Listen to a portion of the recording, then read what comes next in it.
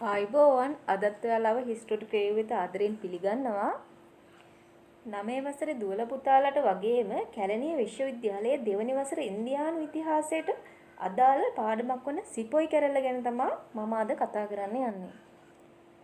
ඉන්දියාව බ්‍රිතාන්‍යයන්ට යටත් විජිත පැවතුණු අවධියේ ඔවුන්ගේ ආධිපත්‍ය පවත්වාගෙන යාමට ඔවුන්ගේ හමුදා ප්‍රමාණවත් වෙලා තිබුණේ නැහැ. ඒ නිසා ඔවුන් තීරණය කරනවා ඉන්දියානුවන් බඳවා ගන්න ඔවුන්ගේ හමුදාවේ සෙබළුන් විදියට. ඔවුන් හඳුන්වලා තියෙන්නේ සිපොයි හමුදාව කියලා. ඔවුන් වැඩි කොටසක් හින්දුන් හා මුස්ලිම් භක්තිකයන් වීම විශේෂත්වයක් වෙලා තියෙනවා. බ්‍රිතාන්‍යයන් විසින් ඉන්දියාව තුළ ගොඩනගාගෙන තිබුණු ආධිපත්‍ය මේ වෙන විට ක්‍රමක්‍රමයෙන් දෙදරා යාමට පටන්ගෙන තියෙනවා.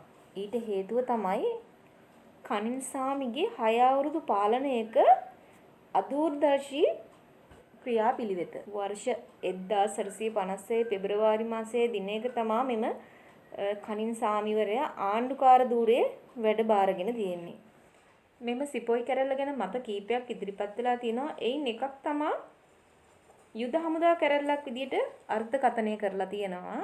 තවත් එකක් තමා බ්‍රිතාන්‍ය පාලනයේ පිටුදැකීමට සංවිධානය කරන ලද කුමන්ත්‍රණයක් වශයෙන් තමා මෙය අර්ථකථනය කරලා තියෙන්නේ. ඒ අතර ලෝරන්ස් සාමිගේ මතය වන්නේ හමුදාවෙන් ආරම්භ වූ බවත් ආසන්නතම හේතුව මේකට පතරම් සිද්ධිය වූ බවත්ය. සර් ජේම්ස් උච්මේ පවසන්නේ බ්‍රිතාන්‍යයන් කෙරෙහි හින්දුන්ගේ ආකල්ප ආයුධයක් කොටගත් මුස්ලිම් වරුන්ගේ කුමන්ත්‍රණයක් බවයි. මෙම කැරැල්ල ඇතිවීමට හේතු කීපයක් බලපාලා තියෙනවා. ඉන් එකක් තමා දේශපාලනික හේතුන්, දෙවැනි එක සමාජික හේතුන්, තුන්වෙනි එක ආගමික හේතුන්, හතරවෙනි ආර්ථික හේතුන් හා යුද්ධමය හේතුන්. දේශපාලනික කරුණු සම්බන්ධයෙන් මෙම කැරැල්ල ඇතිවීමට ඍජු බලපෑමක් වෙලා තියෙන්නේ ඩෙල්හවුසි සාමිවරයාගේ කාල සීමාවෙත් ගන්නා ලද යම් යම් දේශපාලනික තීන්දුව తీරන නිසා. මේට වඩාත්ම ප්‍රබල වෙලා තියෙන්නේ ඔහුගේ අස්වාමික භාවය කියන ප්‍රතිපත්තිය නිසා. මොකද්ද මේ අස්වාමික වාදය කියන්නේ? අස්වාමික වාදය කියන්නේ උරුමකාරයෙකු නොමැති ප්‍රාදේශීය නායකයන් සිටින ප්‍රදේශයන් බ්‍රිතාන්‍ය පාලනයට ඈඳා ගැනීම. සමහර ප්‍රදේශ තියෙනවා ඔවුන්ට ඔවුන්ගේම දරුවන් නොමැති වුණ විට දරුවන් අරන් හදා වඩාගෙන තියෙනවා.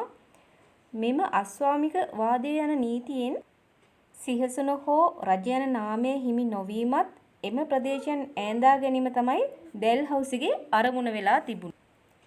මේ අවධියේ එක් ප්‍රදේශයක ප්‍රාදේශීය නායකයෙකුගේ බිරිඳක් වූ ජාන්සි මහරාණිට දරුවන් ඉඳලා තිබුණේ නැහැ. නමුත් ඇයට දරුවෙකු හදා වඩා ගැනීමටවත් මේ බ්‍රිතාන්‍යයන් ඉඩක් ලබා දුන්නේ නැහැ. තවත පේග්‍රාහී පාලකයා වූ දෙවන තාජ් රාව්ගේ හදා වඩාගත් පුත්‍රයා වූ නානා සාහිබ් රාජ්‍ය පාලකයා ලෙස බ්‍රිතාන්‍යයන් පිළිගත්තේ නැහැ. මේ අනුව සතාරා ජාන්සි සහ නාපූර් යන ඉන්දියානු ප්‍රදේශයන් ඈඳා ගත්තේ මේ අස්වාමික වාදයේ වංචාකාරී පිළිවෙත නිසා. මේ අතර ඔවුන්ගේ යටි අරමුණ වෙනමම එකක් වෙලා තිබුණා.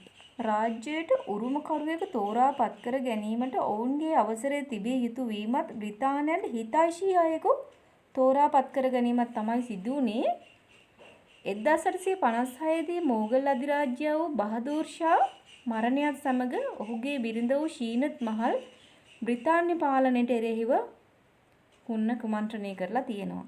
ඒ නිසාම බහදූර් ෂාගේ අනුප්‍රාප්තිකයන්ට තමාගේ මාලිගාව ලෙස රතු බලකොටුව පාවිච්චි නොකරන ලෙසත් තූතා බිනාර් ස්ථානයේ තම වාසස්ථානයේ ලෙස තෝරා ගන්නා ලෙසත් ඔවුන්ට දැනුම් දීලා තියෙනවා. වර්ෂ 1849 දී බ්‍රිතාන්‍ය පාලනයන් විසින් ඉදිරිපත් කරන ලද මෙම ප්‍රකාශය මෝගල් රාජ පරම්පරාවට සිදු කරන ලද බරපතල අපහාස කිරීමක් ලෙස තමා ඔවුන් සිතුවේ. එසේම අස්වාමික වාදයේ යටතේ හින්දු රාජ්‍ය විශාල ප්‍රමාණයක් අල්ලා ගන්නා ලද අතර නවාබ් හා රාජ්‍ය යන পদවි අහෝසි කිරීමට බ්‍රිතාන්‍යයන් කටයුතු කරලා තියෙනවා. ඒ වගේම එහි සිටි අධිරාජයාගේ විශ්‍රාම මුදල අහිමි කරලා තියෙනවා. මේ ආකාරයට ඩෙල්හවුසි සාමිය ඇතුළු බ්‍රිතාන්‍ය යටත් විජිත පාලකයන් ඉන්දියාව සම්බන්ධයෙන් ගන්නා ලද ඉක්මන් තීන්දුව తీරන හේතු කොටගෙන ජනතාව මෙන්ම නායකයන්ද දැඩි කලකිරීමටපත් වුණා. මෙවැනි ඉක්මන්කාරී ගන්නා ලද දේශපාලනික තීන්දුව తీරන හේතු කොටගෙන බ්‍රිතාන්‍ය විරෝධී ව්‍යාපාරයකට පදනම වැටුණු අතර එය ಜಾති ආගම් කුල ભેද නොසලකමින් සමාජය පුරා වේගයෙන් පැතිර ගියා. තවත් කාරණයක් තමයි සමාජීය හේතු. සමාජීය වශයෙන් දේශීය රාජ්‍යයන් ඇඳා ගැනීමේදී රාජ්‍ය පරම්පරාවන් ඉවත් කිරීමට සිදු වූ අතර ඉන්දියානුවන්ට තමන් තුළ වූ දේශපාලන හා පරිපාලන දක්ෂතා පෙන්වීමට ඉඩක් තිබිලා නැහැ.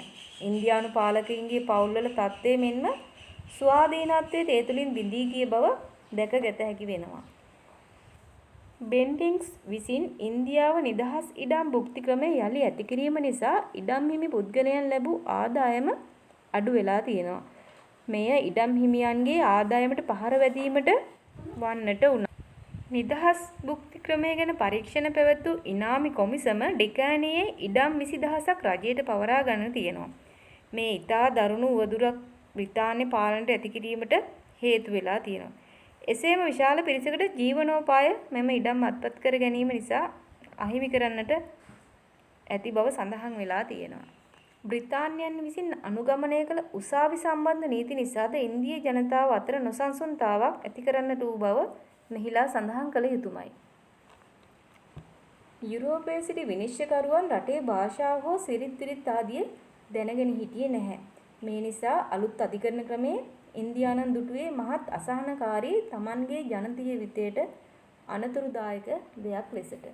මනාව නීතිය අවබෝධ කර නොගෙන යුක්තිය පසඳවීමට ක්‍රියා කිරීමෙන් සිදු වූයේ එම කටයුතු වලට අනවශ්‍ය වියදමක් වැයවීම හා කල්ගත වීමයි.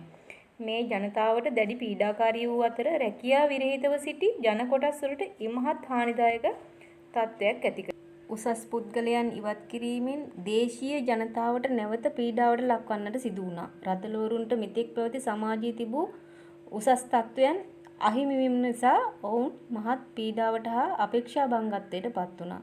තම වරප්‍රසාද අහිමි කිරීමෙන් ඇති වූ කනස්සල්ල නිසාම කැරලිවලට සහාය දීමට මෙම දේශීය ප්‍රභූවරුන් ඉදිරිපත් වෙලා තියෙනවා. එහි ප්‍රතිඵලයක් විදිහට දකුණු ඉන්දියාවේ මයිතුරු ප්‍රදේශයේ හා මදුරාසියේ කැරලි කෝලාහල ඇතිවන්නට වුණා. බ්‍රිතාන්‍යයන්ගේ මෙම පාලනයේ තදින්ම බලපෑවේ ඉන්දියා පුරා විසිරී සිටින ගෝත්‍රික ජන කණ්ඩායම් වලට. ඔවුන්ගේ ස්වාධීන ජීවිතවලට මෙම පාලනයෙන් දැඩි තර්ජනයක් එල්ල වුණා. රාජ්පුටානා, බිහාර්, ඔරිස්සා ආදී ප්‍රදේශයන් තුල මෙවැනි කැරලි රැසක් ඇති වුණා. වර්ෂ 1857 වන විට උද්ගතව පැවති මෙම තත්ත්වයේ තවත් අර්බුදයක් වූයේ බ්‍රිතාන්‍ය ජාතිකයන් තුල දක්නට ලැබුණු උඩඟු බව, ඒ කියන්නේ අහංකාරකම. ඉංග්‍රීසි ජාතිකයින් ඉන්දියානුවන් ඉතාමත් පහත් ජාතියක් විදිහට තමයි සැලකුවේ. පරම්පරාගත වංශවත් පවුල්වල අධිපතීන්ට වඩා ඉතා පහළ තනතුරු දරූ ඉංග්‍රීසි සේවකයන් සමාජ තත්ත්වයේ අතින් උසස් කොට සලකන්නට වුණා. බ්‍රිතාන්‍යයන් ඉන්දියාවේ පාලන වරප්‍රසාද ඔවුන්ට ලබා දුන්නේ දෙවියන් වහන්සේ යන නිදහස මත එල්බ කටයුතු කරන ලද අතර ඉංග්‍රීසියෙන් සෑම ඉන්දියානුවෙක්ම නින්දාවට හා ගර්හාවට ලක් කරනවා. ආත්මකරුත්වය ඉතා ඉහළින් සැලකූ අභිමානවත් ජාතියක් වූ ඉන්දිය ජනයා ඉංග්‍රීසිට විරුද්ධව කැරැල්ලක් දක්වා වර්ධනය වන්නට හේතු පසුබිමක් නිර්මාණය වුණා. තවද ආසියාතික ජාතීන්ට වඩා උසස් බවක් එම නිසාම ආසියාතික පාලනය කිරීමේ අයිතිය තමා සතුව සිතා කටයුතු කිරීමෙන්ද ඉංග්‍රීසීන් කෙරෙහි කලකිරීමක් හා පිළිකුලක් ඇති කරන්නට හේතු වුණා. මේ වන විට බ්‍රිතාන්‍යයන් ඉන්දියාවට නවීන තාක්ෂණය හඳුන්වා දීලා තියෙනවා. ඉන් එකක් තමයි දුම්රිය. අනිත් එක තමයි විදුලි පණිවිඩ යැවීම සඳහා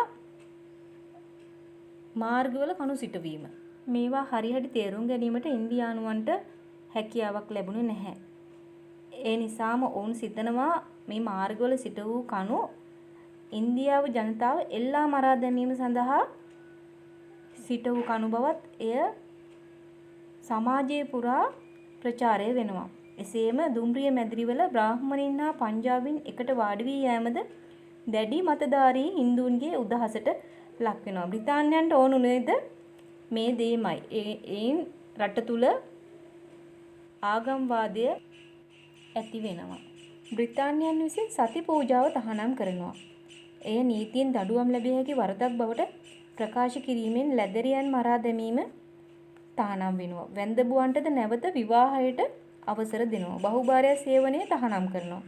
මෙවැනි සාමාන්‍ය ජනතාව අතර දෙගිඩියාවක් ඇති කරන ලද කරුණු කාරණා වෙනවා. තවද ඉන්දියාව තවත් සෑම අවුරුදු 100කට වරක්ම ඉන්දියාවේ පාලකයන් වෙනස් විය යුතු යන අදහස පැවති අතර 1757 ග්ලාස්ගෝ සටන ජයග්‍රහණය කරමින් 1857 වර්ෂයේ දක්වා වසර 100ක කාල සීමාවක් බ්‍රිතාන්‍යයන් ඉන්දියාවේ පාලනය ගෙන ගොස් ඇති අතර මෙම අවුරුදු 100 ගතවන විට බ්‍රිතාන්‍ය පාලනයද අවසන් වනු ඇතැයි ඉන්දියානුවන් විශ්වාස කරනවා. තවත් එක් කාරණයක් තමයි ආගමික හේතු. ආගමික වශයෙන් මෙවැනි කැරළි ඇතිවීම සඳහා බලපෑ හේතු අතර දැකගත හැකි වන්නේ ඉන්දියානු ආගමික විශ්වාස මෙන්ම කුල භේදය, සමාජ ධර්මතා ඉංග්‍රීසීන්ගේ විරෝධයට හසු වෙලා තියෙන බවයි. විශේෂයෙන්ම කතෝලික ආගම ප්‍රචාරය කිරීම සඳහා මිෂනාරීන් දරූ වෑයමක්, ඔවුන්ගේ විචාරශීලී නොවූ අදහසුත් හා රජය විසින් එම කටයුතු සඳහා අනුබල දීමත් යන කාරණා හේතු කොටගෙන හින්දු හා මුස්ලිම් ජනතාව කලබලයට පත් වුණා. බ්‍රිතාන්‍යයන් ඉන්දියාවේ ආගම් පහත් කරලා තමා සැලකුවේ. වර්ෂ 1850 දී ඩෙල්හවුසි පැන වූ නීතියක් තමයි ආගම වෙනස් කර කතෝලික ආගමික වැළඳගත් අයගේ පාරම්පරික දේපල අයිතීන් ආරක්ෂා කිරීමට බ්‍රිතාන්‍ය රජය ඉදිරිපත් වෙලා තියෙනවා. බ්‍රිතාන්‍යයන් විසින් නූතන අධ්‍යයනය හඳුන්වා දෙමින් පාඨශාලා ඇති කරලා තියෙනවා. නව නීති හඳුන්වා දෙමින් හින්දු දේවාල හා මුස්ලිම් පල්ලීන් වලට බදු පැනවීම සිදු කරන ලද අතර මෙම හේතුන්ද ඉන්දියානු ආගමික මතධාරීන්ගේ කෝපයට හේතු වෙලා තියෙනවා. මෙවැනි ආගමික හේතුන් විවිධ ගැළඹීම් ඇති වූ අතර ඒවා අරගලයන් දක්වා වර්ධනය වීමට සමත් වෙලා තියෙනවා. තවත් එක් හේතුවක් තමයි ආර්ථික හේතුන්. ඉන්දියාව සිපොයි කැරැල්ල ඇතිවීම සඳහා බලපෑ හේතුන් අතර ආර්ථික හේතුන් රැසක් දැක ගන්න පුළුවන්. බ්‍රිතාන්‍ය සමාගම ඉන්දියාවේ රෙදිපිලි, කුළුබඩු හා ධාන්‍ය වර්ග ඉතා සුළු මුදලකට ලබාගෙන යුරෝපයේ අධික ලාභ ලබා ඒවා විකිණීම හේතුවෙන් බ්‍රිතාන්‍ය වෙළඳ සමාගම ඉන්දියාව තුළ විශාල වෙළඳ ලාභයක් ලබාගෙන තියෙනවා. ඉන්දියාවේ රෙදිපිලි වර්ගවලට බ්‍රිතාන්‍යයේ තරඟකාරී වෙළඳපොළක් ඇති වෙලා තියෙනවා. එංගලන්තයේ රෙදිපිලි වෙළඳන් ආරක්ෂා කිරීම සඳහා ඉන්දියානු රෙදිපිලි වලට අධික බදු හා සම්බාධක පනවලා තියෙනවා. ඒ හේතුවෙන් ඉන්දියානු රෙදිපිලි කර්මාන්තය අඩපණ වෙලා තියෙනවා. ඉංග්‍රීසි වෙළඳ සමාගම ඉන්දියාවේ රෙදි අපනයනය කිරීම නවතා දමා එංගලන්තයේ කර්මාන්ත සඳහා අවශ්‍ය කපු හා ලෝම ඉන්දියාවෙන් ලබා ගැනීමට උනන්දු වෙලා තියෙනවා. මේ තුලින් ඉන්දියාව එංගලන්තයට අමුද්‍රව්‍ය සපයන රටක් බවට පත් වූ අතර දේශීය හස්ත කර්මාන්තය හා ගෘහාශ්‍රිත කර්මාන්තයන් එමගින් බිඳ වැටීමට ලක් වුණා. වෙළඳ සමාගම සීමා රහිතව එංගලන්තයේ නිෂ්පාදන නැවත ඉන්දියාවට අපනයනය කිරීමේ හේතුවෙන් ඉන්දියාවේ ආර්ථික සම්පත් පිටරටට ඇදී යන තත්ත්වයක් දක්නට ලැබුණා. ඒ හේතුවෙන් ඉන්දියාවේ ජනතාවට රැකී ආරක්ෂා නැති වුණා. මේ හේතුවෙන් විරකියාව, දිලිඳුකම හා සාගතය ඉන්දියාව පුරාම ව්‍යාප්ත වන්නට වුණා. බ්‍රිතාන්‍යයන් ඉන්දියාවේ පවත්වාගෙන ගිය සූරාකෑම ගැන සඳහන් කරමින් එවකට මදුරාසි ආදායම් මණ්ඩලයේ සභාපති ධූරයේ දරන ලද ඩොන් සලීමාන් පවසා ඇත්තේ බ්‍රිතාන්‍ය වෙළඳ සමාගම් ක්‍රමය තෙතමන උරන මුහුදු හත්තක් මෙන් හරියටම ක්‍රියාත්මක වන මෙම ක්‍රමය අනුව ගංගා යූරුවල ඇති සියලුම දේවල් ගලාගෙන ගොස් එංගලන්තයේ තේම්ස් නදියේ තැන්පත් වේ යනුවෙනි. මේ අනුව මෙවැනි ආර්ථික හේතුන්ද සමකාලීන අවධිය තුල සමාජ පීඩනය ඇති කරන්නට හේතු වූ අතර එය අරගලයක් දක්වා ව්‍යාප්ත වීමට බලපෑ බව සඳහන් කළ යුතුමයි. අන්තිම හේතු කාරණා වන්නේ යුද්ධමය හේතුන්. ඉන්දියාවේ සිපොයි කැරැල්ල ඇතිවීම සඳහා බලපාන ලද හේතුන් අතර යුද්ධමය හේතු ගණනාවක්ද හඳුනාගෙන තියෙනවා. ඉන්දියාවේ විවිධ පළාත්වලින් ඉංග්‍රීසි පාලනයට විරුද්ධව කැරළි මෙන්ම ජනතාව තුළ ක්‍රෝධය ඇතිවන්නට වූ අතර ඒ හේතුවෙන් එම තත්ත්වයන් නිදහස් සටන් හා අරගලයන් වශයෙන් රට තුළ විවිධ ස්ථානයන් තුලින් මතුවන්නට වුණා. සමකාලීන අවධිය වන විට සිපොයි හමුදාව වෙළඳ සමාගම පිළිබඳ විශාල කලකිරීමකින් හා කෝපයකින් තමා සිටියේ. සිපොයි හමුදාව තුලින් මෙවැනි කැරලි කීපයක් ඇතිවීමට බලපෑ හේතු කීපයක් තියෙනවා. එකක් තමා යුද නිලධාරීන් කිහිප දෙනෙකු දේශපාලන කටයුතු සඳහා මාරු කිරීම හේතුවෙන් යුද හමුදාවේ නායකත්වයේ දුබල වී යෑම සේවා තත්ත්වයේ ඉහළ නැංවීම. අනිත් එක ජ්‍යෙෂ්ඨත්වයේ අනුව සිදු වූ හේයින් බොහෝ අදක්ෂ නිලධාරීන්ට තනතුරු ලබා දීම. තවත් එකක් තමා දැඩි ලෙස පිළිගැනුණු වයස් සීමාවක් නොවූ හේයින් Tamanගේ ශක්ති ප්‍රමාණය ඉක්මුණ හමුදා සේවයට යෙදෙන්නට ඊට ප්‍රස්තාව ලබා දීම. ක්‍රිස්තු වර්ෂ 1857 වන විට බෙන්ගාල් යුද හමුදාවේ උත්තර ප්‍රදේශය ආශ්‍රිතව සිටි යුරෝපීය හේවායන් හා නිලධාරීන්ගේ සංඛ්‍යාව 19ක් වැනි සුළු සංඛ්‍යාවක් තමා හිටියේ. ඒ වන විට ඉන්දියාවේ සිටි බ්‍රිතාන්‍ය හමුදාවේ යුරෝපීය හමුදා භටයන් සංඛ්‍යාව 45322ක් වූ අතර ඉන්දියාවේ භටයන්ගේ සංඛ්‍යාව 2,33,000ක් පමණ වුණා. හමුදා කටයුතු සඳහා මනා පළපුරුද්දක් ඇති රාජ්පුත්‍ර හේවා භටයන් මෙන්ම බ්‍රාහ්මණික වංශික භටයන්ද බ්‍රිතාන්‍ය යටතේ සේවය කළ අතර ඔවුන් බ්‍රිතාන්‍ය හමුදාව වෙනුවෙන් ඉන්දියාවේදී ලැබුණු ජයග්‍රහණ රැසකට මුල් වෙලා කටයුතු කරලා තියෙනවා. එහෙත් එම සෑම අවස්ථාවකදීම මෙම ඉන්දිය හමුදාවෙන් ලැබී තිබුණේ දෙවන පන්තියේ සැලකිල්ලක්. යුරෝපියන්ගෙන් වැඩි දෙනෙකු අලුතින් යටත් කරගත් පංජාබ් ප්‍රදේශයේ ආශ්‍රිතව රැඳී සිටින ලද අතර ඔවුන්ගේ තවත් පිරිසක් ප්‍රීමියාවේ සේවයට රැගෙන ගිහිල්ලා තියෙනවා.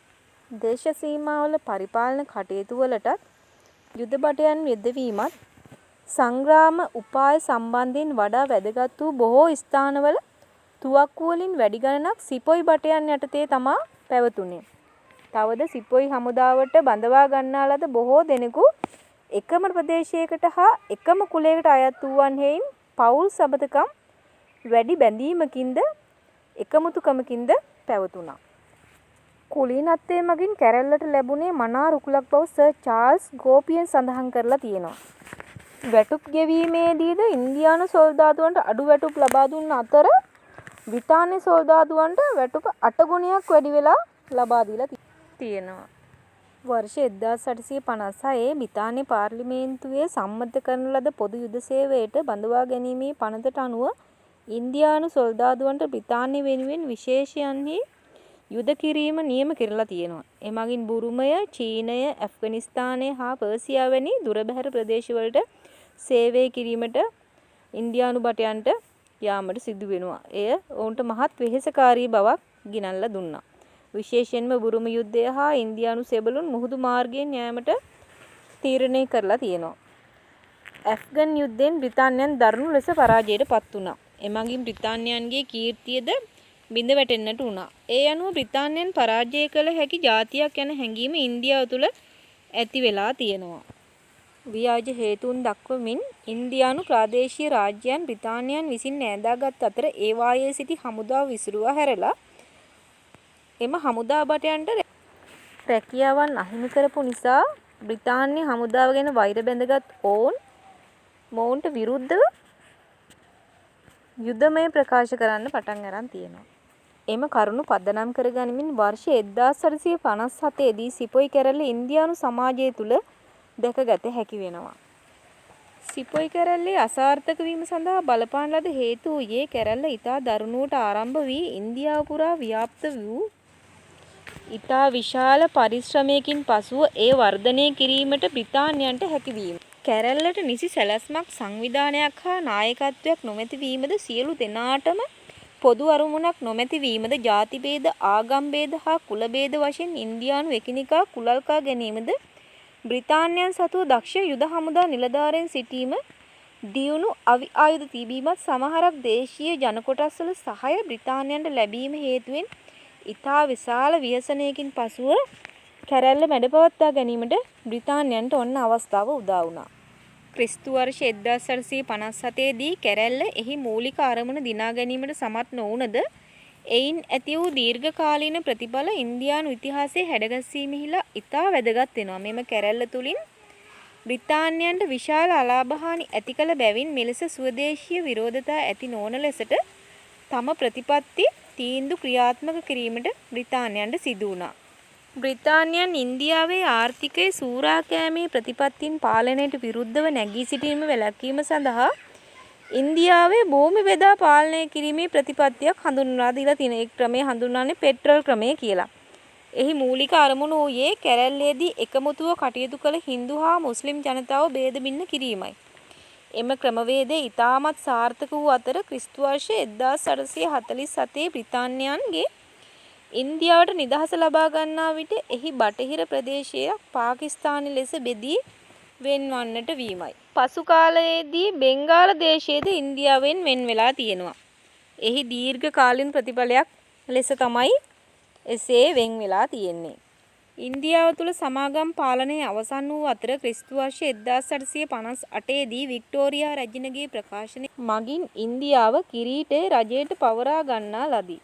ආගමික නිදහස ඉන්දියානුවන්ට නැවත ලබා ගැනීමට හැකි වූ අතර වර්ෂ 1947 ඉන්දියාවට නිදහස ලබා ගැනීමට මුල් වූ මුල්ම බීජය ලෙසට සිපොයි කැරැල්ල හැඳින්වෙනවා. එමගින් ඉන්දියානුවන් තුළ ජාතික අනුරාගයේ අදහස් උද්දීපනය වන්නට වීම මෙහි යහපත් ප්‍රතිඵලයක් ලෙස දැක්විය හැකිය.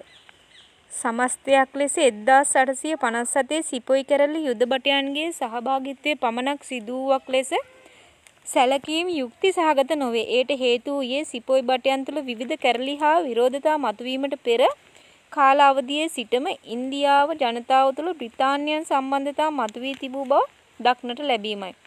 ලෝරන්ස් සාමි මහතා පෙන්වා දුන් ආකාරයට ක්‍රිස්තු වර්ෂ 1857 යුද හමුදාවෙන් ඇරඹුණු මෙම කැරැල්ල විවිධ හේතුන් මත සමාජික හා ආගමික දේශපාලනික වශයෙන් නොසන්සුන්තා පැවති සමයක ආරම්භ වීම හේතු කොටගෙන පෞද්ගලික අපේක්ෂා ඉටු කර ගැනීමට වූ අය අරමුණු ඉටු කර ගැනීම සඳහා ඔවුනොවුන් තමන්ට රිසිසේ එය මෙහෙය වූ බවත් දැකගත හැකි වෙනවා. ඒ අනුව 1857 කැරැල්ල හුදෙක් හමුදා කැරැල්ලක් නොවන අතර එය සමස්ත ව්‍යාපාරයක් ලෙසට මේ සිපොයි කැරැල්ල හඳුන්වා දීමට පුළුවන්.